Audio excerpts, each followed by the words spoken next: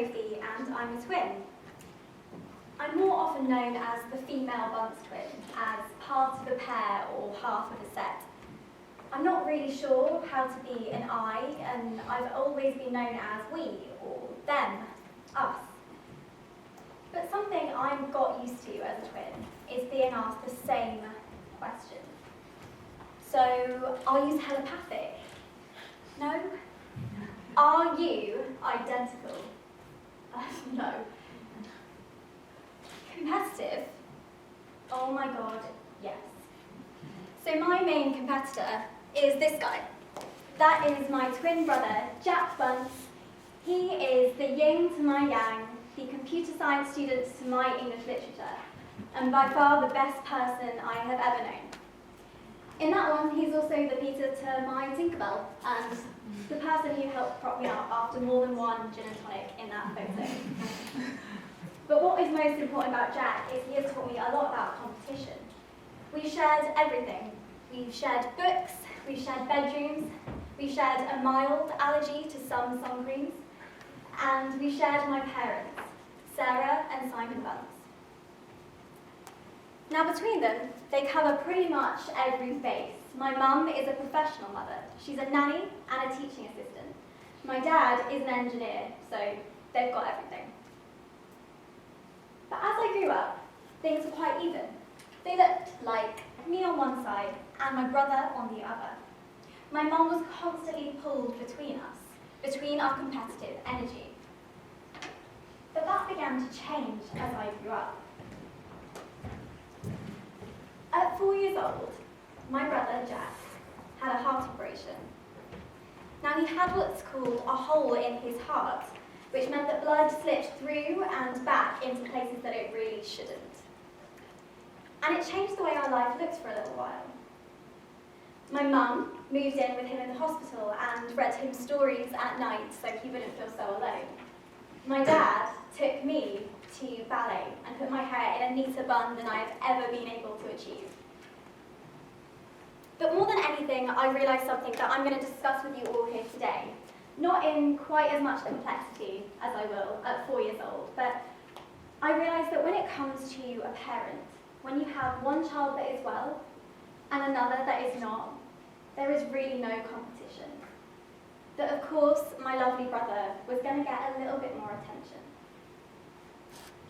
So what I want to talk to you about today is what you do. What you do when you engage in a competition that you cannot win, because we all love to win. Because competition is everywhere, but it's not always achievable to be the best. So, as every literature student, I took to the books. I looked at Cain and Abel in the Bible. Now they are twins, they are competitors. Cain killed Abel. I looked to the Greeks. You've got Romulus and Remus. Romulus kills Remus. And Romulus doesn't kill Remus because they've got something really important going on. Romulus kills Remus because they can't agree where to build on a hill. And if you want to look to more contemporary twins, you've got Jaime and Cersei Lannister. A couple of laughs there. I cannot go to a bar without someone asking my opinion on incest, and just so you know, I'm not a fan. But Cersei and Jaime do help me prove my point. Cersei is prepared to face the White Walkers, even though she shouldn't, simply because she doesn't want to agree with her brother. Because he says no, she says yes.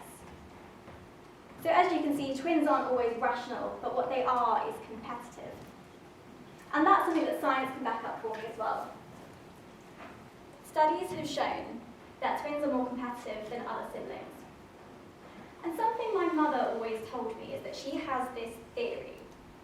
And I'm often skeptical of my mother's theories because they're rarely based in fact, but that kind of internal, innate motherness that understands these things that your children couldn't possibly.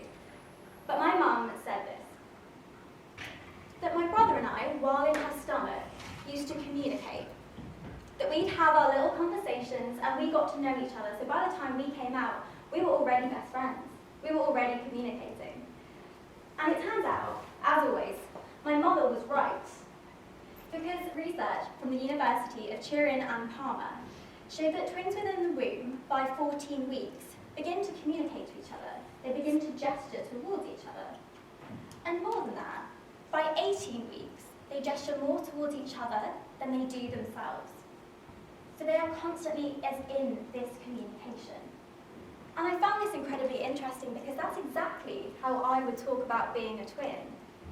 In a relationship where you gesture more outwards than you do towards yourself, where you are more of an us than you are an I. And this gesturing, it's not just because they're two tiny babies in a small space. It's not like when you get into a busy lift and you've got your shopping bags and you elbow the people in there. This was two children deciding to communicate with each other. And so what can we learn from this? I suggest that we can look at competition as communication, as an interaction, as a way to look at our strengths and weaknesses as part of a dialogue, rather than something to tear each other down with. Because we've seen Jamie and Cersei, we've seen Cain and Abel and Romulus and Remus, and they are not having a nice time. So we need to be better. A time that I did this was when it came to my driving test. So my brother and I, at 17 years old, we start to learn. And of course, we're being competitive. He goes out, I go out. I do a bit of my theory, he does a bit of theory. We take our theory test, pass easily.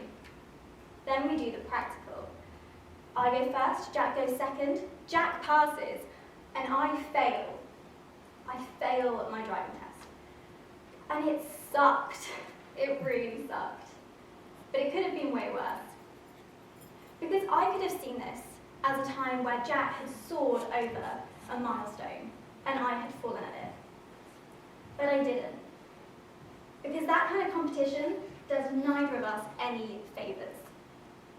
Me cutting him down or cutting myself down would have made me worse, and I've got no interest in that. Instead, I took the opportunity to talk to my brother, to reopen this communication.